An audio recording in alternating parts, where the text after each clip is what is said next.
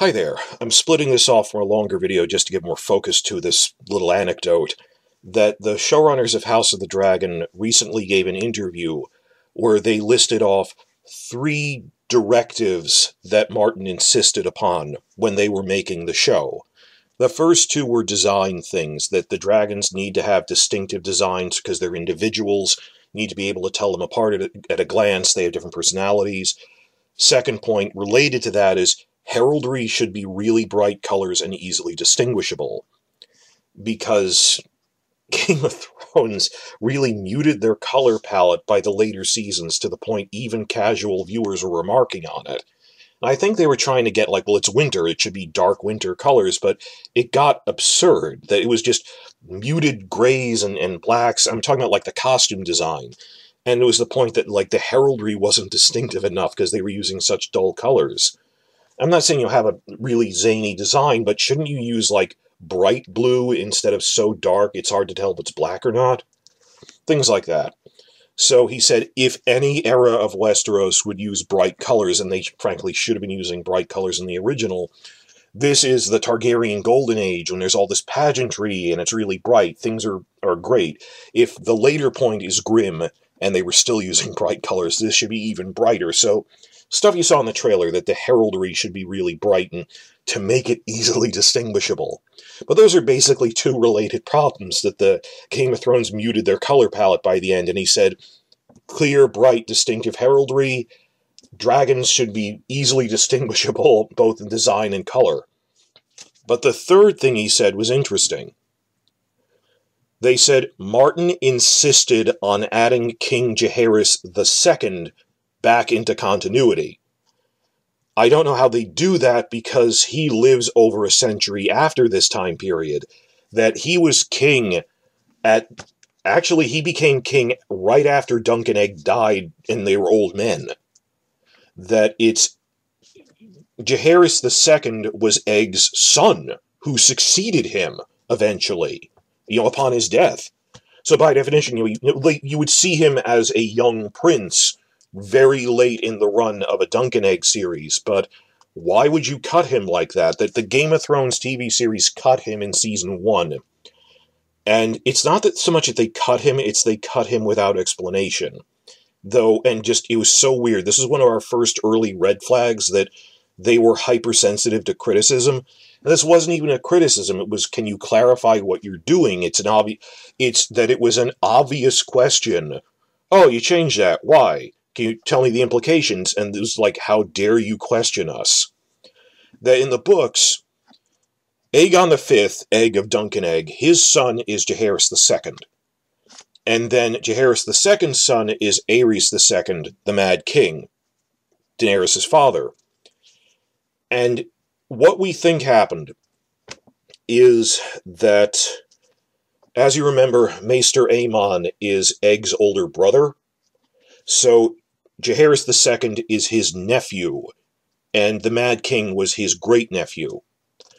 We think what happened is, purely for the sake of one scene, the TV show when Maester Aemon is giving his speech to Jon that I'm secretly a Targaryen, and they killed my brother's son and his poor son. No, it was your brother's grandson. What are you talking about? Why wouldn't you just say that? That he's a 100-year-old man. They could have easily done that. Maybe it's because they wanted the family tree to not be as complicated when they put it out in fan guides. I mean, physically, visually, the family tree. That's still a really stupid reason. For the amount of times that it comes up, just have him say, I am the Mad King's long-forgotten great-uncle. I've remarked a lot about the solution looking for a problem. It's a solution to a problem that doesn't exist, that you could have just said that, and this creates many more problems. And it's that they didn't care about this as a franchise beyond their own show, that this would screw up a later Dunk and Egg show. And Martin asking him to remove it isn't just an abstraction, like, they are currently considering a pitch pilot for a Dunk and Egg show. That it survived the pitch phase, now it's in the pilot script phase, and Season 1 is based on the first prequel novella, so, like, it covers 50 years, the Dunk and Egg novellas, and they're not finished yet. So his oldest son, Jaehaerys II, wouldn't even come up until, like, as a child halfway through a Dunk and Egg series. It hasn't even happened yet, but it would. You know, if they're pitching a Dunk and Egg series that would run, I don't know, 6 to 8 seasons covering 12 novellas with time skips in it, his son who succeeds him is kind of an important character, even though he didn't reign that long. He had poor health and he only reigned 3 years. But he does stuff that affects things in the storyline. It affects that, what are you going to do, remove all... Not just Jaehaerys II, if you make the Mad King his son, what happens to all of Egg's other children? Like, the entire second half of his reign is dealing with problems with his children, that he let them marry for love, that one of his sons, who was secretly gay, was betrothed to marry young Olenna Redwine, and she didn't want to marry him, and he didn't want to get married either, so they both eloped to get out of it. Like, if you're removing the generation of his children, then what the heck would young Olenna Tyrell be doing? Olenna Redwine, and then she married Luther Tyrell. So, you know, it's not just an abstraction. I would be angry just because of the books, but we were at the time of, but that screws up our family trees. People are actively developing a Dunk and Egg pilot now, and this would only come up by, like, season 4, but you realize this messes up the other prequels. Officially, pay attention to this. This is the point of the whole video. It's not even that it was a big problem, because, okay, some things need to be streamlined in adaptation. It's the red flag that it was a humorously petty thing to refuse to give us an answer about. That something as something obvious as, oh, you changed the family tree, what are you doing with that? And they would dodge the question. They deflect, and this is something they did a lot. When you ask them something in an interview, Benioff, Weiss, and Cogman, they would repeat the question back at the interviewer. And I don't know if the interviewer was stupid or got the hint that I'm not answering that. But I always wish someone would have, and it's annoying because it isn't controversial. It's something they should have been able to answer. Of, okay, I'm even agreeing with you. Okay, you streamlined it. What are the implications of that? And it's, I did it because I felt like it. They did that a lot. Remember, the week after the Sansa rape episode, they did this interview with Entertainment Weekly where they went, Benioff was saying, you know, I know a lot of people will think it controversial that we had Tyrion meet Daenerys a little earlier because she hasn't met him in the books yet, by the end of the 5th book, but creatively it made sense to us because we wanted it to happen. Which, that became a real catchphrase among the fandom, sarcastically, of, okay, first off, that is absurd to say, and second, none of us a week after the Sansa rape, we're all yelling about the Sansa rape as a change, not, oh, well, I know it's controversial that Tyrion meets her early, and I honestly don't know, is he so oblivious that he really thinks that is the problem? Or is he saying that as a backhanded screw you to the fans of, hey, you know that other thing, which isn't really a controversy, made sense to me because I wanted it to happen. I used to think that for a while. Now I'm really thinking maybe he was just so oblivious that he really thought that's what we were angry about at the time. Or that saying creatively it made sense to us, wanted it to happen. Maybe he didn't mean that in a screw you way. Maybe he's just so tone deaf he doesn't see what's wrong in saying that. But they do that all the time. Like, remember when a fan managed to surprise them in an open Q&A at Oxford Union, hey, what's going on with that Jaime Cersei not rape scene, that it was so poorly filmed it looked like rape even though it wasn't intended that way? And spur of the moment, he repeated her question back at her, fumbling around, going, the cast works hard, but, you know, we did that because we thought it was a thing he would do. That he repeats the question back at people. That they'll go, why did you make such and such a change to the Tyrion story? Because we decided to change it. Because a decision was made. And there's multiple examples of this I'm not going to get into, of just, at a certain point, I'm more disgusted with interviewers for not pressing the question, and when it wasn't even a controversial question, of just points of clarification because we felt like it. Or, why are dragons zipping around so fast in Season 7? Well, the story, we decided to. Well, culminating all of this Jaehaerys stuff, way back 9 years ago, I'm the one that asked Brian Cogman about that. This was an open Q&A at the old winteriscoming.net, and I managed to submit a question, and the full thing I submitted was, wow, has Jaehaerys II been... They didn't even announce he had been cut. They left it for us to see, oh, he didn't mention him as between Egg and the Mad King. I guess he's been cut? Did he misspeak? Was this an error? They never even confirmed it. So I was asking, hey, has Jaehaerys II officially been cut from TV continuity? Aemon's speech left him out. And they left off the second half of my question here, which was, so what is the TV family tree, and why did you do that? And Cogman just repeated my question back at me. He said, yes, he's officially out of show canon.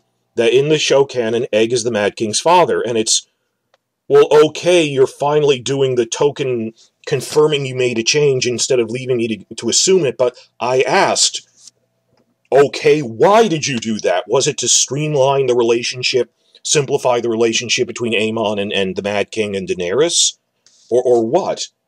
And you do realize there are implications to that. Of, well, then what happens to all of Egg's children that were there? That you removed a generation? And I'm not arguing with you, I'm trying to agree with you. Just have you thought of the logical repercussions of that? Can you clarify them for us, even accepting this is a separate continuity? They left off my question there because he didn't answer the second half. But I did ask it. So you see what I'm saying? Just how, for those of you who think, oh, this is some petty thing, we were annoyed about it at the time because it was petty. Because it was a small question is why it was so infuriating. That how petty are these guys when they won't even answer a non-controversial question like that? Of, okay, what is it like in your TV continuity? And that was season 1. The Q&A was in season 2, but this was season 1.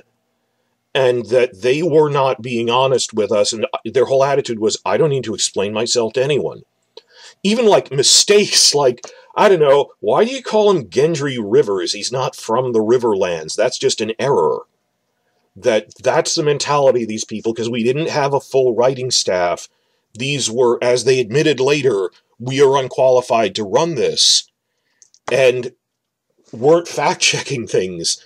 And then their whole attitude was not, oh, well, you know, I'm a new guy, I'm doing this, it's how dare you judge me.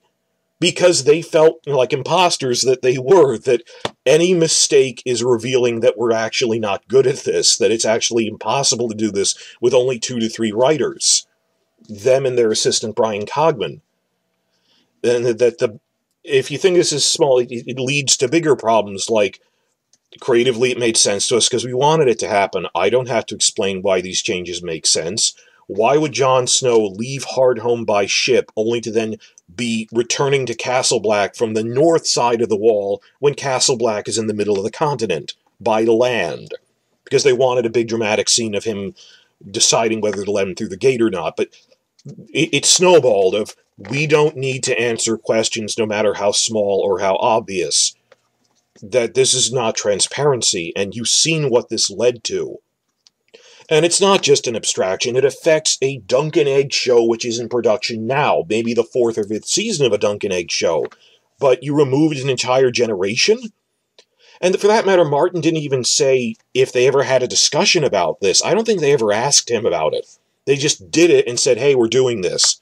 That frequently when Martin says you'd have to ask them, I used to think it's because they had a fight and he didn't want to talk about it. Now I think it's they just plain wouldn't tell him why they did certain things. Increasingly, as the show went on, that and he said this more recently, that I was out of the loop. There was no discussion that I disagreed with. I'd see when I read the script that they were saying something different, and they wouldn't return my questions. So yeah, me personally, I have kind of a stake in this, because I'm the one that managed to ask Brian Cogman. This is the one time they ever talked about it, was when Cogman answered my question 9 years ago. And he repeated the question back at me. And for the people who are going, oh, no, there's a separate TV continuity, like how there's different comics continuities, there isn't, because they didn't even care about maintaining Benioff and Westeros as a distinct continuity with its own rules and facts. This never came up again in the TV show after season 1. And yeah, they should just plain retcon it out of existence because it's such a minor point, who cares? That they'd be using our own devotion to continuity against us, that the only thing keeping that little mistake alive is us. Any more than, wow, they mentioned Maegor the Third once, maybe there's a Maegor the Third. No. It was a mistake to say that. It should be retconned. Why are we doing their work for them? Of keeping that alive, because it made no sense. And they put no effort, you see, they put no effort into it if it was meant to be a change. And now, continuity-wise, what do we do when Martin, who is a co-producer on the ongoing franchise, not just, hey, it's a book, I sold the rights, is saying, and the new showrunners are acknowledging, Jaehaerys II is part of TV continuity again. But for a prequel set long before he's even born. What does that mean? Is the limbo? I think it's because there's a Dunk and Egg series in production. They're planning out. Yes, there should be a Jaehaerys II.